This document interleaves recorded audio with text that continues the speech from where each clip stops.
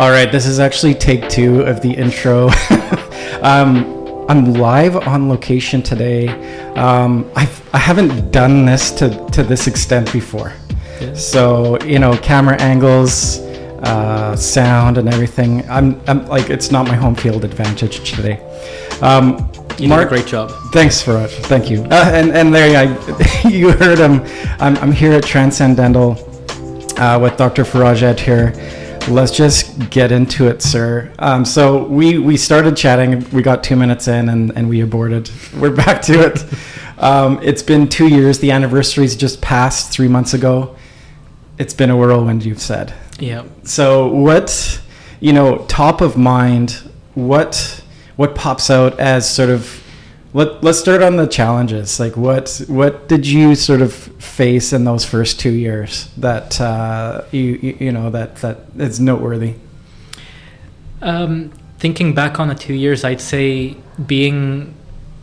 sticking to the plan has sometimes been more of a challenge, especially in the sense of the administrative systems and making sure that, sometimes it feels like it's easier to just say, just let it be and let things fall where they fall, and just sticking to the plan of making sure that everything's well structured, systematic.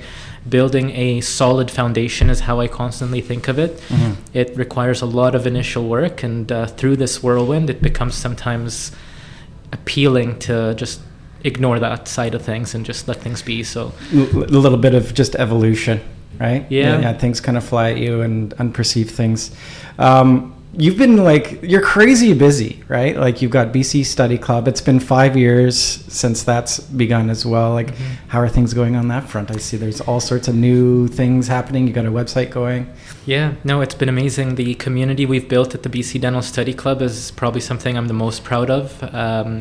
Over the past 5 years, it's gone from, I remember a webinar with maybe 2-3 people on, to now 2,500 members. So that's crazy. A pretty big study club, pretty big community, and the coming together of that community and the type of support that we now see, and just getting to see familiar faces where, we've been seeing each other for these past 5 years on a somewhat regular basis. It's just really nice. And then from an educational perspective, we've really upped it in terms of what we do. So this year we're doing, I think, 25 plus hands-on workshops.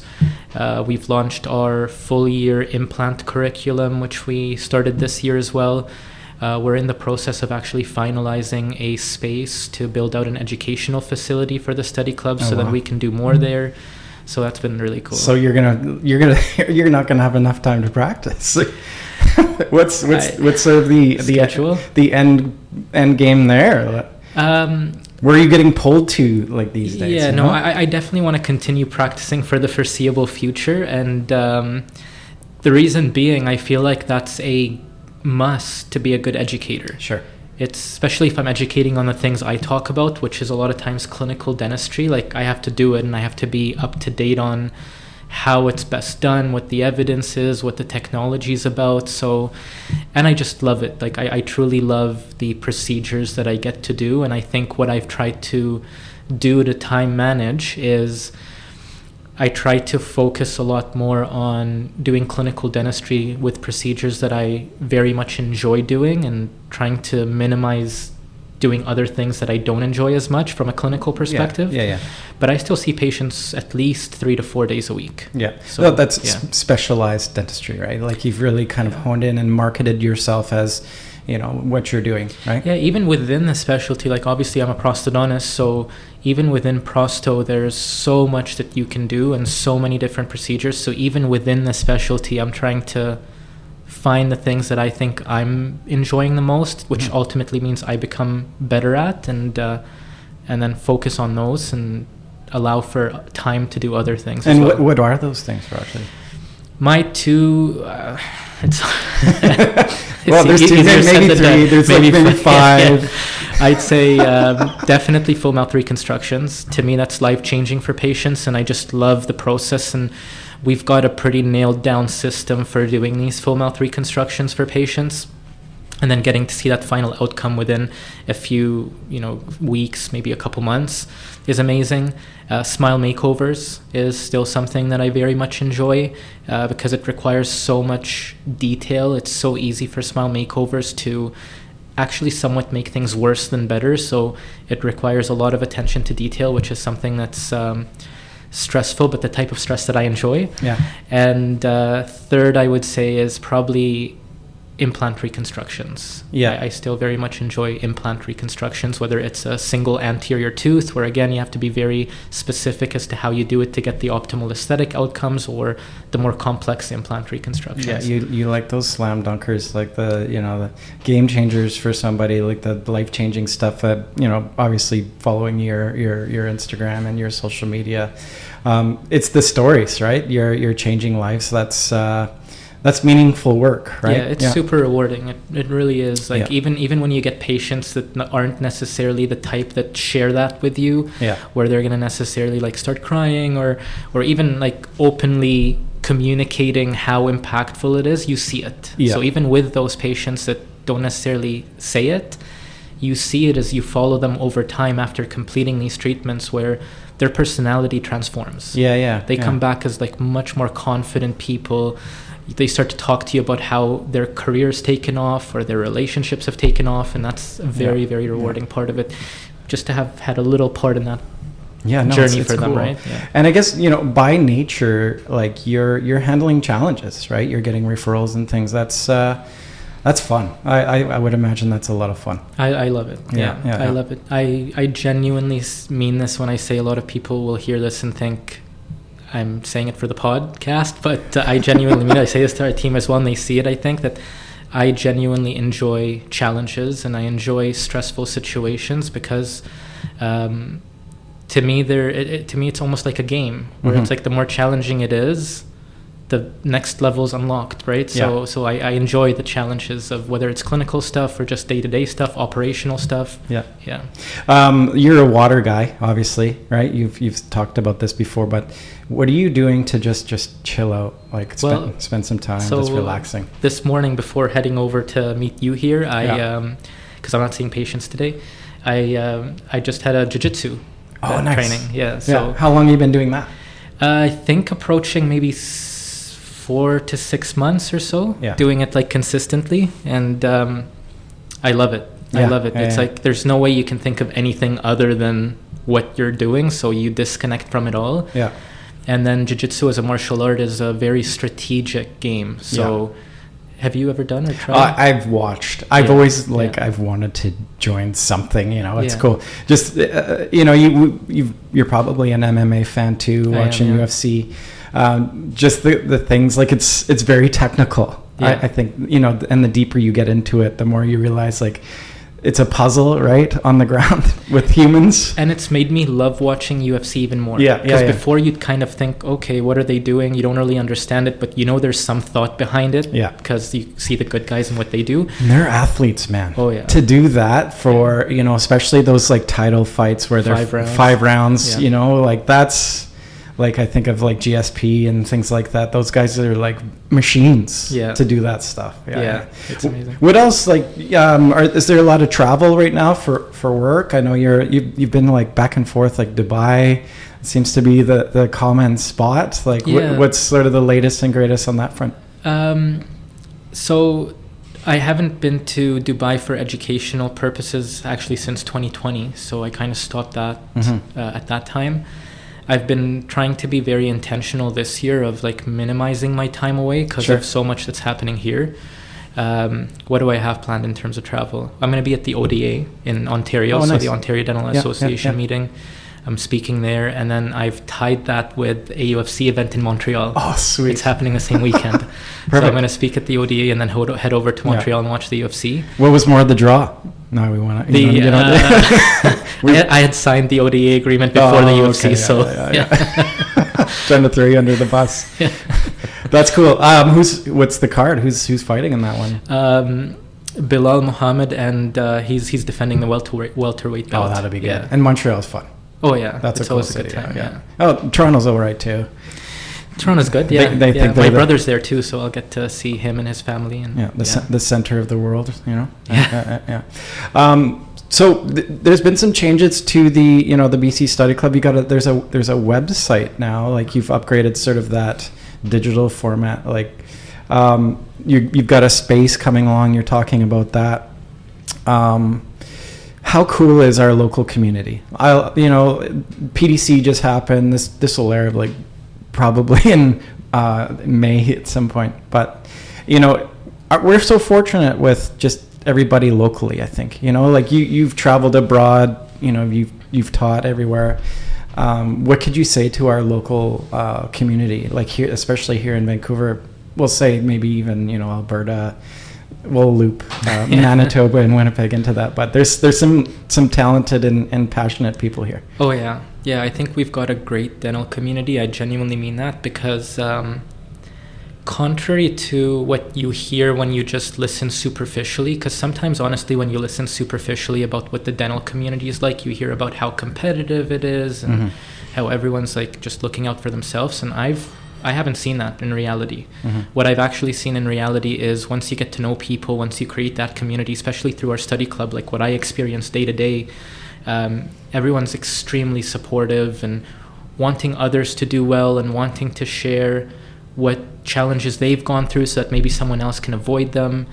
And that's pretty amazing. And then we also have some like very talented clinicians, some very talented educators. Absolutely, so it's I think we lucked out. That's a good area. Now that you're trailblazing here, like people are watching you, right? Not tooting your horn, but you have some followers out there, especially when it comes to the time you spent putting your brand together and things. How do you feel about like people sort of following in that, like their clinics, maybe they're borrowing some of your creation? How do you feel about that? Does that bother you? Are you flattered by that? I'm very flattered by it. I'm very flattered by it. Again, like when I look back at notes that I used to write 4 or 5 years ago when I was first starting to think of this concept, one of the main things that started all this was to play a small role in elevating dentistry locally, right? And then hopefully being able to elevate it beyond just local. So to me, that's a part of it. It's like if there's anything that I was able to do, it's probably that I was inspired by someone else at some point. There's very few things that are purely original ideas that I've come up with. And if what we've done here at Transcend can be a source of inspiration for anyone to do dentistry the way they love and ultimately allows them to better care for their patients, then what a better win-win situation. There's no better win-win situation. Even like clinically too, right? Like you're a teacher, right? So. Yeah, clinically, I think what we've done uniquely here at Transcend, which I kind of see happening more often, is really focusing on the patient experience. And that's just a great thing. Regardless of who does it, that's a great thing. You're going to ultimately be able to provide better patient care if you can provide a better patient experience and augment that, of course, with great clinical dentistry. So I'm flattered, really. And like you nailed it. Like everything I think should be pivoted towards how does that impact the patient. At the end of the day, that's the end user of the product that is the dental industry, right? Exactly. So how do you feel about corporate franchise situations? How do you think they're doing? The dental corps, the 1-2-3s. What kind of impact do you think they have on our industry? I'm not too well versed on things, honestly. Like I try to stay in my lane and focus on the things that I'm doing, so I don't fully delve into what anyone else is doing much. But my take on just corporate dentistry in general is I think just like any dentistry, there's probably going to be excellent examples of that, and then there's going to be poor examples of that. And I think back to what you said perfectly, which is if it's all tied back to ultimately are we caring for patients well, then good for them. Good for anyone who is impacting the industry in a way where ultimately we're providing better patient care. Are they engaging you with BC Study Club? We get a lot of dentists that are in different corporations in terms of like working out of their clinics or partnered with them in their clinics. So it's an interesting concept to me, because like by nature they have their own community, right? Like they've got a built-in default community. So I'm always interested in how they like interact outside of that. My interactions, like for example, we've partnered on some events with Dental Corp Institute, which is the educational aspect of the Dental Corp corporation.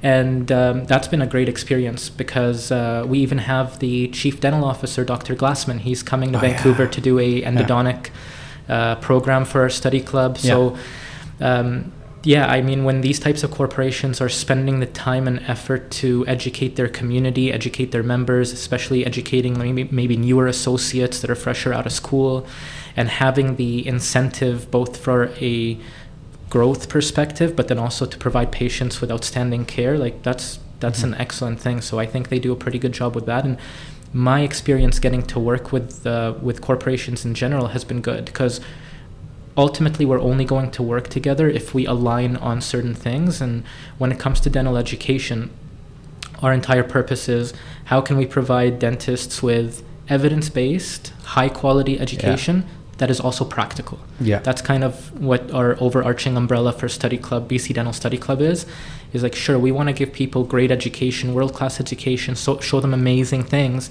but at the same time I want to make sure that they're taking away from it something that is practical, that helps them do something different to better treat their patients. Yeah, love it.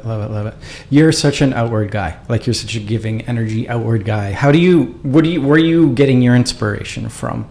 Is that from your travels? Is that from your colleagues in your specialty, in your niche? Where are you drawing your sort of your creative energy from? It's a really good questions today. Making me dig deep. I might have done a couple of these, Raj. So since I would say over 12 to 13 years ago, I had an experience that really honed in what my fulfillment comes from. Because I think what you're asking pretty much is, like, where do I get my drive or fulfillment for all these things that I'm doing? And very early on, what I've realized is, for me, the thing that drives me is feeling like I'm making a difference. That's it. It comes down to that. I see that in the dentistry I do. I see that in the education I do. I see that in the operational stuff that I do.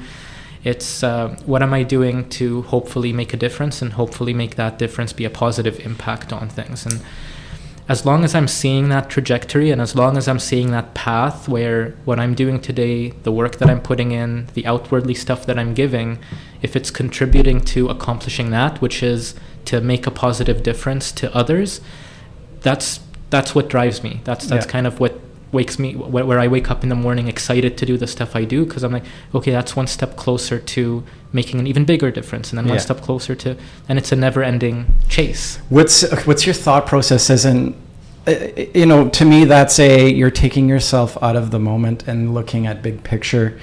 What do you do mentally to get there? That's a tough thing for people with I think, in my perception is, we get thrown into this like horse blinder day-to-day thing. How do you remove the emotion sometimes too, is a huge part of it. What do you do to stay on track? Like, what are you doing to stay on the road? Number one is perspective for me. Like, I always try to put things in perspective, and I always try to not judge myself, if that makes sense. Where it's like, if I've had an off day, I've had an off day. Like, it's not a big deal. I'm a human being. I'm not always going to be perfect at how I react to things or do things. So taking it a little bit easy on myself in terms of like not judging myself for just being a human being. But then being able to quickly shift from that to, okay, well, what actually matters here? What's the bigger perspective? What's the bigger goal? So being able to always tie my decisions to a bigger picture and the overall purpose of most of the stuff that I'm doing is, I think, what helps me make decisions leading towards that future, as opposed to maybe more emotional or irrational decisions based on how I'm feeling today, or how that one conversation with a team member went, or whatever it may be. What's the big, like, what would you say? This is a pretty broad question, but what's the biggest lesson you've learned? I would say career-wise, like in this road.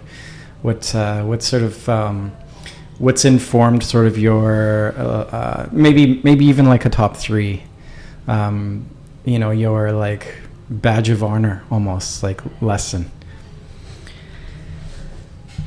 That might be a tough one to answer. Let me think about it. I'm throwing it at you. Yeah. So biggest lessons that I've learned from a career perspective. Maybe this is something that you're gonna tell, a student that's getting into it. From a clinical dentistry perspective? Sure. Or just a career in general. Yeah. You've had a lot of success, right? So people will naturally want to like maybe mimic that or learn from you. What would you impart sort of to a student that's getting into it, just getting super green, if you can give them like 3 tips? Yeah. First one would be you have to like what you do. I genuinely believe that, because the only way for you to, especially in our field, the only way to keep up with everything and continue to excel both your hand skills, clinical skills, all of the other things you need to know, if you don't enjoy it, then it's just going to be such a strain and you won't do it. And then that's one aspect. So make sure you're actually enjoying the things that you do. The second thing I would say is learn how to communicate. That's extremely important for our profession. And if you ask me again, my career is not just as a clinical dentist, right? I am also a speaker, I'm an educator, I run our lab, I run the study club, so there's several different things that I'm involved in. You're an octopus. Sure, yeah. And there's one common theme to that.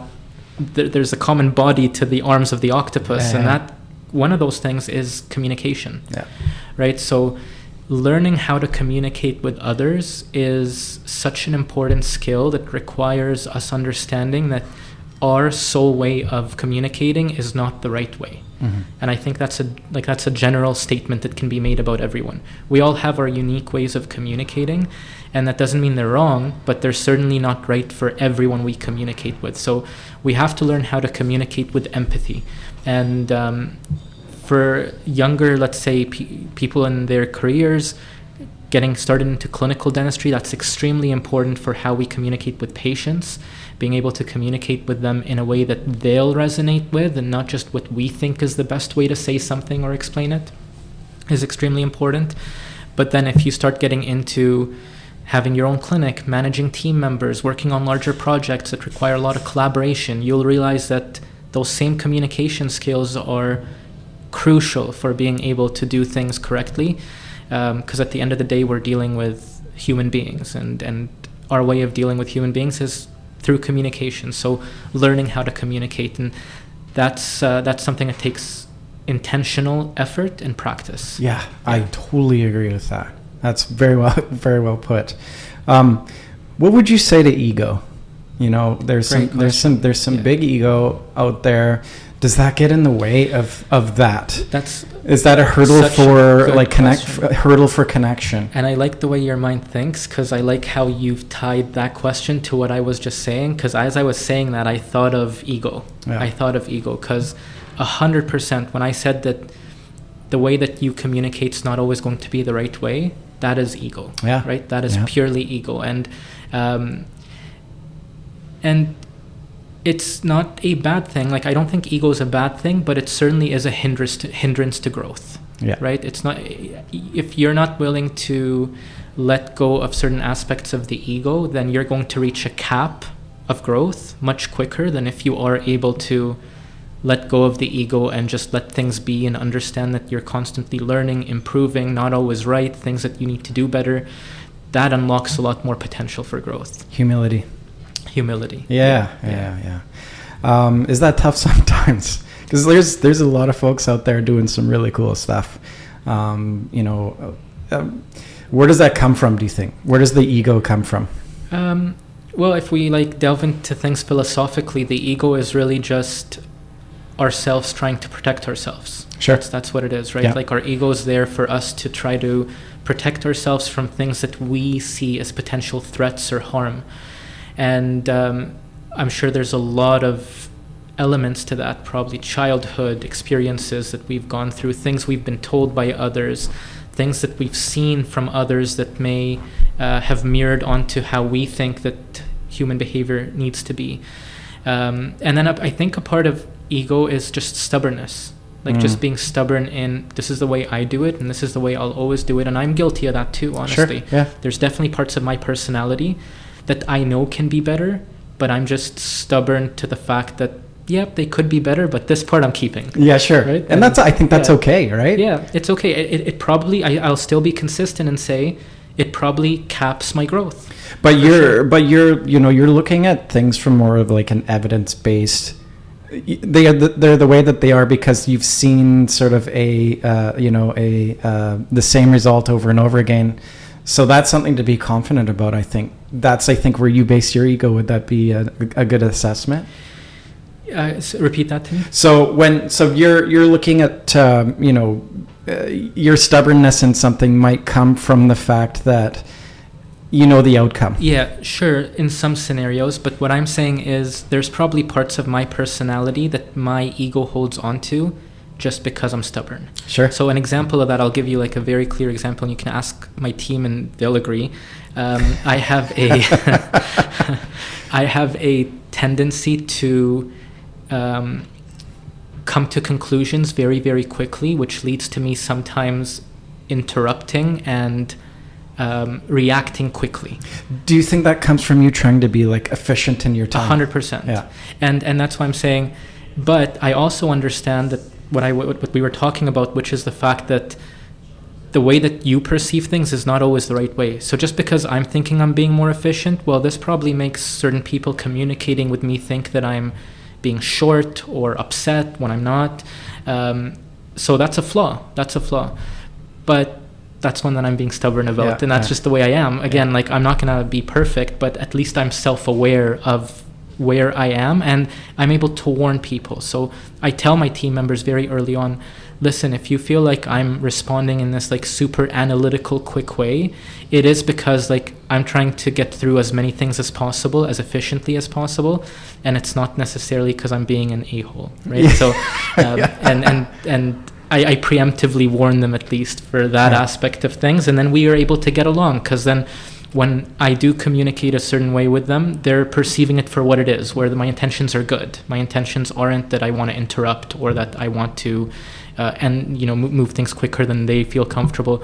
It's more so they're understanding my perspective, and I try to do the same in return, where everyone I communicate with probably has communication flaws, and I just understand that's the way this person communicates. So we're human. Yeah. Our intentions, as long as our intentions are good. Yeah, right? Because people can communicate and actually have bad intentions, where they do want to talk down to you, or they do want to make you feel less than how you should. That's very different, right? Because if someone's intentions are bad, then we're not getting along. Yeah. I've got a good radar for that stuff, man.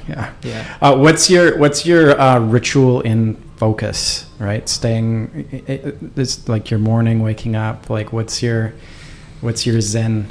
You like to go there. I know you do. Yeah.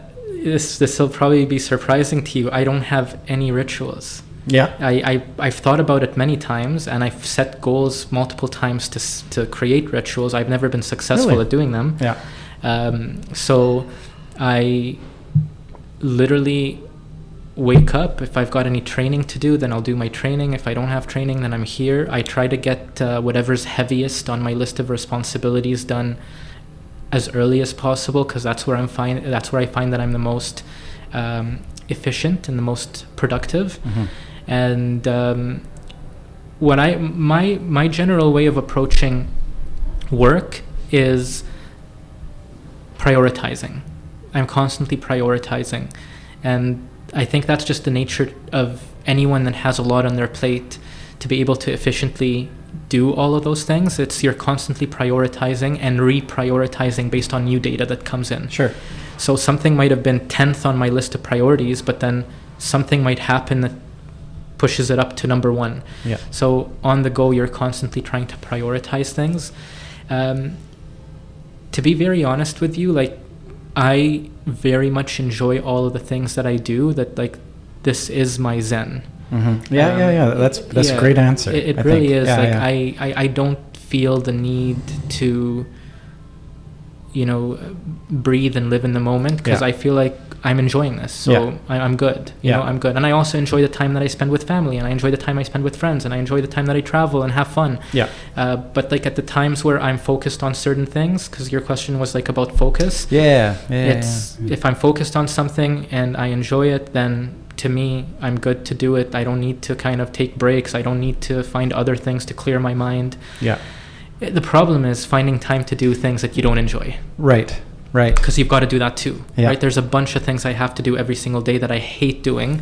An example is writing letters. Oh boy. So to anyone listening to this, especially my friends and referring dentists that I have to write letters to, I hate doing it. Why aren't you using ChatGPT to do that? I do use some AI tools. We have to be careful with them for patient stuff, because of like patient privacy aspects and things like that. But especially for pros and what I do, it's like so tailored to the patient that it's very difficult to program some sort of algorithm or program a template on it. This is what you're going to do. You're going to use a singular prompt for that. Get ChatGPT, the paid version. Yeah, I've got that. And just build a profile based on, like, input all the data into it. And make it pull from that. That's exactly what I do. You do it already? That's what I do.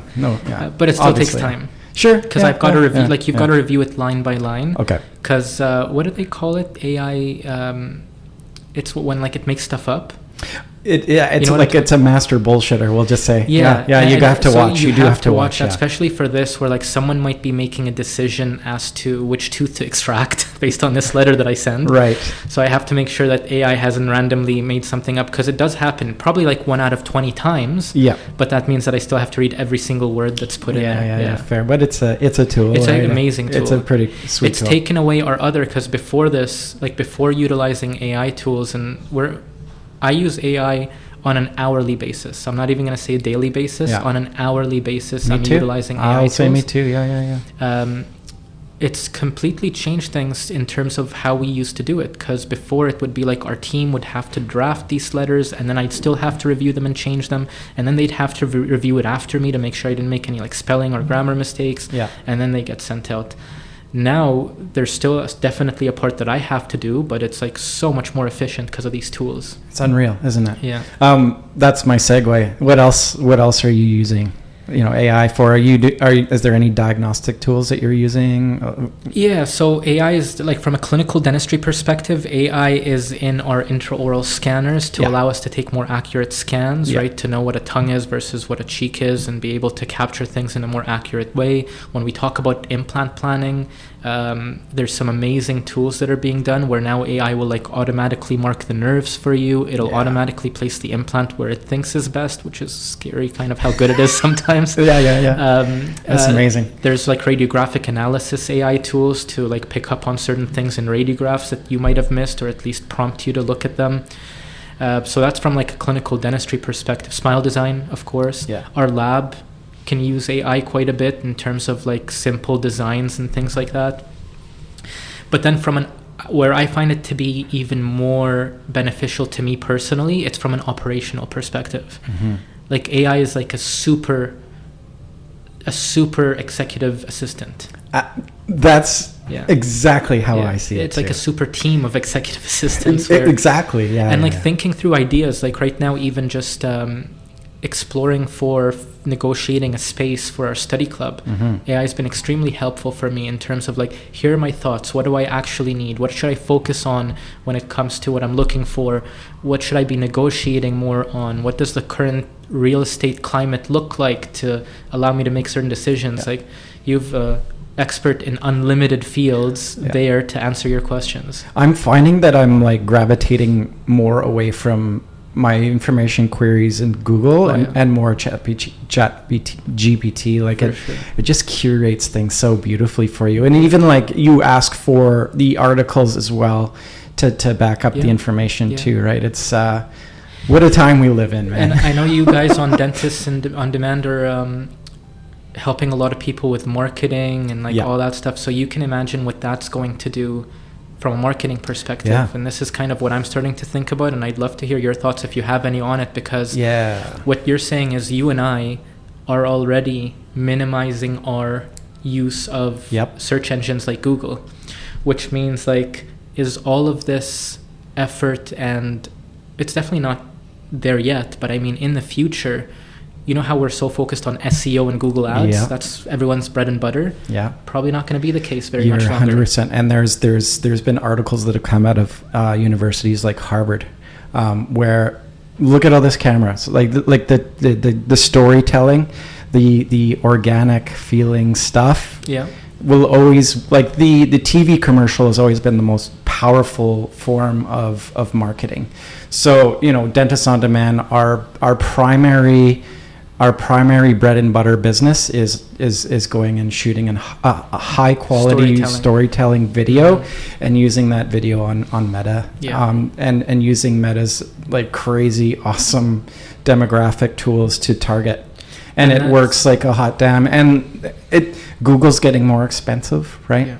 And there's all sorts of folks out there like you and I that we're not using Google anymore. That's right. The information that's curated from a ChatGPT prompt saves me time. Of course. You know, there's no like the rabbit hole that you have to go through with Google. Google's going to obviously give you high quality information, but ChatGPT kind of gives you that, but more. It's more like targeted. It's tailored to your prompt. Question, and especially if the deeper you go into your prompting, like I have profiles built for everything. I've got profile for every client, for every thought, like every project that I'm working on.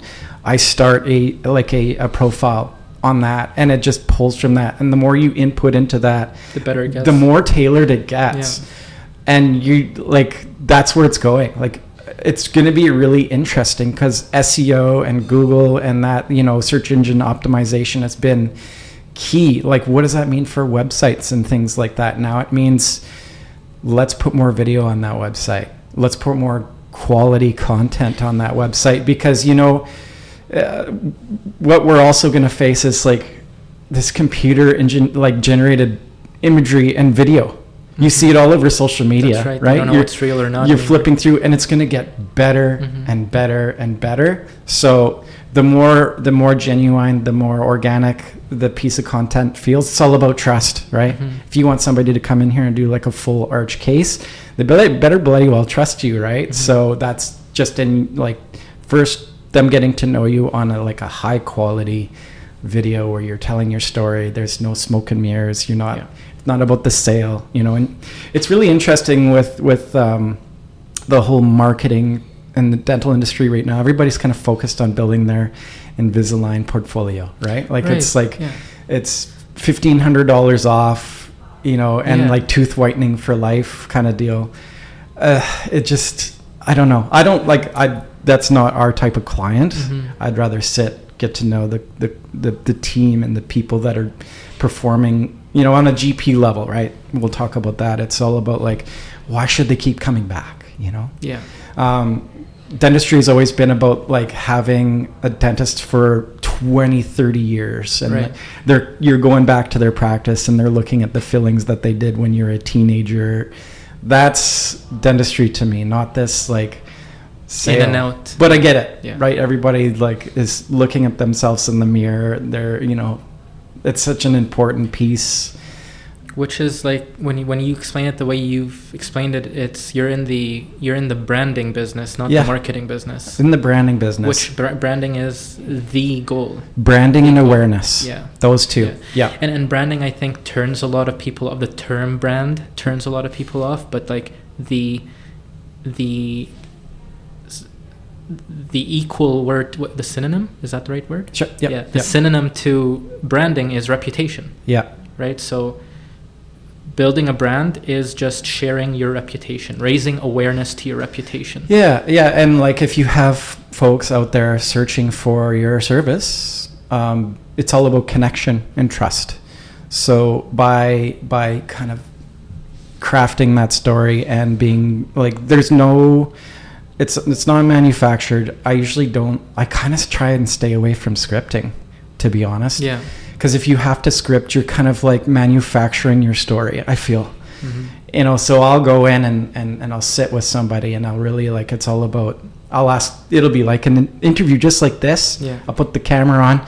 We're going to get 30 seconds worth of material, but I'll shoot for an hour. To get that right 30 seconds. Yeah. And there's some beautiful, it's always when it comes out, it's like, I cheer usually. And what's your problem, Mark? Yeah, but I think going back to your point about the movement towards the quick sort of marketing, which marketing is equivalent to sales almost. Yeah. Where it's okay, 1,500 off plus free whitening, come in for your Invisalign, in and out, transaction done.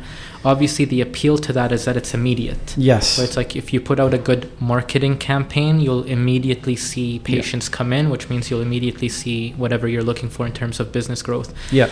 But it's such a it's unsustainable forever, right? Because how do you build a dental a Exactly. GP practice? It's the hygiene, right? Yeah.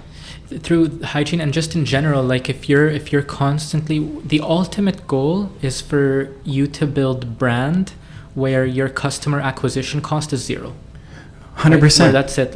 When someone's looking for a certain type of service, you've built a brand where they're that's the place to go. Yeah. So now your customer acquisition cost is 0. The problem, though, the thing that I think makes it very challenging to a lot of people is that takes time. It does and take patience. time. Right. And so much effort and genuine effort. The effort isn't hiring someone to run a Google ad campaign. That's right. Right? That's actually sitting down, being able to communicate, back to communication, communicate your message, communicate your vision, communicate your philosophy, and then repeatedly in different ways communicate it again and again and again over a long span of time to be able to then resonate with people where you've built a brand. Can you come out on the road with me and talk to these folks? Because that's the conversation that I have, right?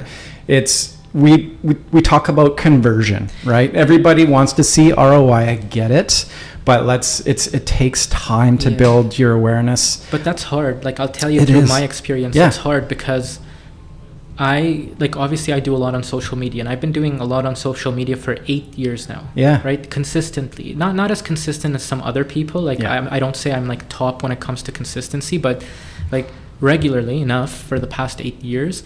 And the first 4 to 5 years were a pain. They really were. They were a struggle because you'd feel you're putting in so much time and effort and sometimes money into this and not seeing results, right? Not seeing results. So it's easy. I understand why people drop off at that point, but it's trusting that this is done enough that it works.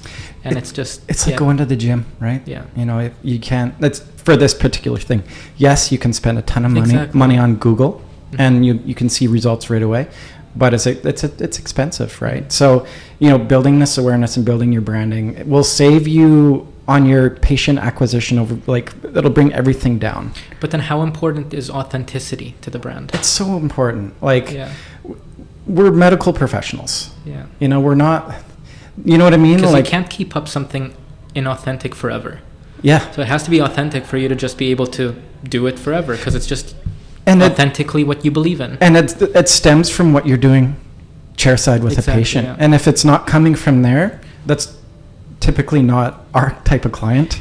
And that's maybe where I see a lot of people run into challenges too, where it's they try to imagine what would be the most effective brand reputation to have, and then they try to create that where it's not authentic to them. And what I always advise people, like you said, some people will see what I'm doing and maybe have some inspiration from it, and I'm sure, take inspiration from the concept, but make it yours, because that's the only way to do it correctly. And not everyone's brand will have to be super detail oriented and the stuff that they see somewhere specific. It's finding what you enjoy. Maybe what you enjoy is making your clinic the funnest dental clinic that exists. Yeah. Right? And that's your brand. Your brand is that this is a place where you come and you'll have a good time at your appointment. And good marketing, we talked about this already. It's about communication. Yeah. It's about properly communicating what it is that you're all about, right? And, informing that potential patient to make that choice. you might not be their choice, right? There's a lot of folks out there. You shouldn't be everyone's choice. And the guys that are really enjoying their careers and things, their brand and things are on point. They have patients that identify that this is the spot for me. You know, they're coming into the practice as sort of, it's a good fit, right? Mm-hmm. Where it doesn't work is the transactional stuff. You see, you know, money dumped into Google. They get some orthodontic cases up and running, but what's the end game there? You know what I mean? Another big piece, we talked about the sales aspect. The sales aspect is your front end. That's your team. You know, the marketing piece is like bringing that traffic into your infrastructure. Mm-hmm. So there's a stat out there. If somebody clicks on something, identifies that this is a service or product that they want, if they don't get within 5 minutes, mm-hmm. immediate sort of response in how to purchase or book, within 5 minutes, you're 22x less likely to have that patient convert. Mm-hmm. So, you know, your front end is the slickest. You know, how important has that been to build? Like, and that's a huge difference maker in bringing folks into the practice, and just that's kind of the next step in the journey. Like, what's your thoughts sort of on the front end piece? There's two parts. One is a little bit left field, which ties back to what we talked about before, where what you're saying is very true in terms of like 5 minute X times number of conversion. That's when you're doing the transactional marketing you're talking about, right? That's if someone sees your ad on Google, clicks it, sees your website, fills in a form. That there's documented evidence that shows that the faster you reach out to them, because they're probably, to them it's a commodity. They're probably clicking on a few different websites and filling in a few different forms. Mm-hmm. They don't have specific trust built in with one clinic or another. So that's applicable to that side, which is still important, because you will have patients that just reach you through marketing avenues where they don't know your story, they don't believe in you yet, they don't trust you yet. Yeah. So we'll talk about that. But I think it ties back to what we talked about before, which is when you've built reputation and brand, if you don't get to that 5 minute mark and you call them back in an hour, they'll still pick up the phone because they want to come see you, mm-hmm. right? They've identified that your messaging, your philosophy is the right fit for them. Yeah. So it's not as critical, I found, with that aspect. That being said, we still, of course, rely on people that find us who have never heard of us before, through whatever means that is. And getting our team, I think, to understand the value of certain protocols that we have in place is the key. That's the key to setting any type of protocol, is buy-in, for the team members to buy into that protocol. And the best way to buy into a protocol is to believe in its value, believe on why it's there. Why are we supposed to do it this way? So we've been so lucky here at Transcend in how I've been able to develop this team. Because we're so different as people, and you probably notice that as you talk to different people, 100%. So different as human beings and personalities. Yep. But there's this core that's so similar, which is our commitment to excellence. Yeah. And that to me, when I'm interviewing someone to potentially have them join our team, that's all I'm looking for. Yeah. Literally all I'm looking for. You can have no skill set when it comes to the thing we're looking to do. Of course, you have to have the qualifications and the credentials if it's assisting or something like that. But I'm not looking for someone who's worked with a prosthodontist and periodontist and orthodontist like we have in our clinic. What I'm looking for is someone who has that thing inside of them where they are fulfilled by striving for excellence. Because if that's what drives you when you're here, where it's we're going to be better every single day to get closer to this never-ending thing that we're looking for, which is excellence.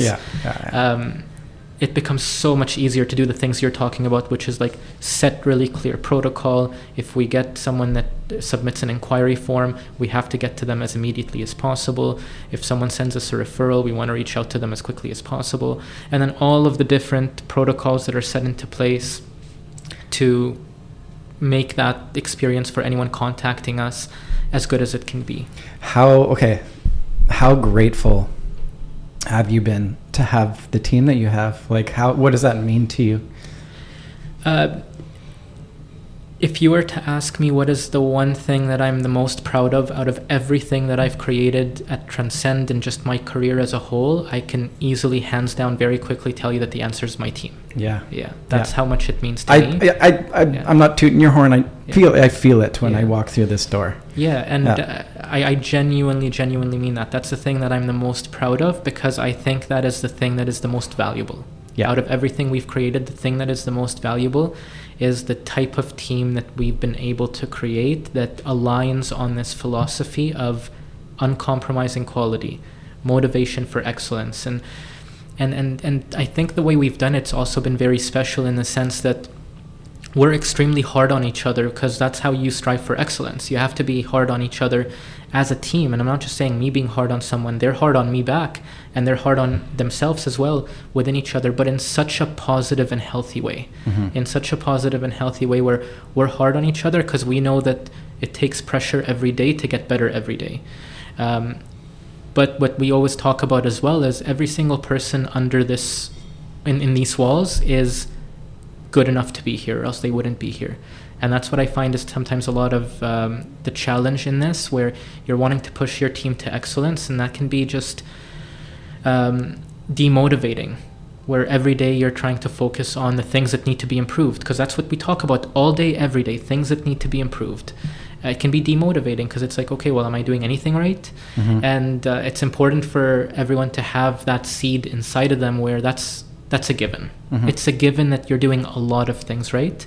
You being here is an indication that you are good enough. How do we now get better? It's constructive. Yeah, I think you have to be, especially, the things that are thrown at us day to day, right? To be on top of the game with like knowledge, technology, and everything. You kind of have to be, or else it gets stagnant. And you have to enjoy the progress of getting better. I think. Like, what do you guys do to have fun?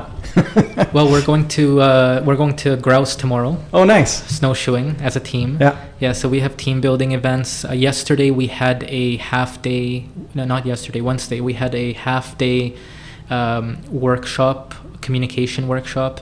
So we dedicate time to not just like social team building, like snowshoeing or going out for dinner or whatever it may be, but we dedicate at least twice a quarter. So at least every month or two. We dedicate a day to group development. So like I said, this week we did a communication workshop where we practiced and talked about how we can improve our communication skills with ourselves and patients. The time before that, we had a conflict resolution workshop where how do we get along as a team, where we're trying to constantly give each other constructive feedback for it to be understood and perceived as constructive rather than trying to put someone down. So investing time and effort into the team is how we have fun together, because again, we all enjoy that, but then we also get to do some of the fun stuff together, whether it be the study club dinners or, like I said, these retreats and things that we do. That's awesome. And these programs are outside of the dental industry, like these workshops, are they? I do them. You do them? Yeah. Okay, cool. Yeah. So I don't know if I've ever told you this, but my speaking career started outside of dentistry. I used to do soft skill training prior to doing anything dental related. Oh, cool. Yeah, I didn't know that. Yeah. I'm not surprised. Like you're great. Like, yeah. Cool. How fun is, like, do you offer that? I guess that's kind of happening through the BC Study Club and the, Digital Dental Institute type situations. Like, I haven't structured it yet into a program. Like, it's just something I do internally for our team. It is something on the list at some point to be able to introduce. You have to grow another octopus arm out. But I think it's such a critical part of 100%, of education, right? Like, and we get a lot of requests for it. Like, a lot of our study club members talk to us about their interest in team development programs, whether they're clinical skills for team members or all of these other things like soft skills. The cohesion is like make or break. Like within the team, everything. I think everything, your messaging, your story, your brand, your genetic makeup as a clinic comes from how that's how that's running. That's like your immune system. Like if that's out as a team, that's not a healthy practice. that's, you know, that's a formula for disaster. And the thing, seen it. I've seen it too, and what I've seen is sometimes there's a misconception that that things will just fall into place the right way. And I think it's the only way for it to happen is intentional effort. Like there has to be intentional effort put into creating this kind of team, intentional effort put into accomplish these things and grow them and develop them within the team. It doesn't happen on its own. Like it's not just hiring the right people. It's, of course, adding the right people to your team, but then also intentionally putting in effort to create this kind of work culture and environment. It's like it's its own organism. Yeah. What else has been top of mind? You know, coming into this chat today, is there something that we're missing that you want to put out into the universe? Nothing in particular. Yeah. I've asked you a lot of stuff. Dug deep here. Faraj, I really appreciate your time. Thanks for letting me make a snake pit in your office here. This has been awesome. Man, I really enjoy chatting with you, buddy. Too, What give us something like in parting, like do you have any sort of inspirational quotes or anything that's top of mind right now, like your uncompromised quality? That rings through my head. Is there anything else like that is sort of your mantra? I would just say that being not faltering or not compromising. It's not just uncompromising quality, but not compromising on your vision. That's, if we go back to your question of what did I learn the most over the past few years, it's that is not an easy thing to do always, but it's like the most rewarding and I think most important thing to do, where it's like not compromising on your overarching vision. That doesn't mean not to have the flexibility to pivot and change. Of course, we've changed a lot of things that didn't go the way we thought they would, or we realized they shouldn't go the way we thought they would. So you have to have that sort of versatility and flexibility. But your overarching vision of why you are doing the thing that you're doing, I think is something to stand your ground on, and it just makes everything so much more enjoyable, even if it maybe takes a little longer or is a little more effort involved, but at least you're enjoying the journey. I love it. Thank you, my friend. Thank you, Mark. Yeah, good chat. That was fun. It was, man. Yeah. How long do we go for? That was an hour. Really? Yeah. Oh, wow. It felt like 20 minutes. I was like, why is he cutting us short? I know. I could keep going. I got to get a picture.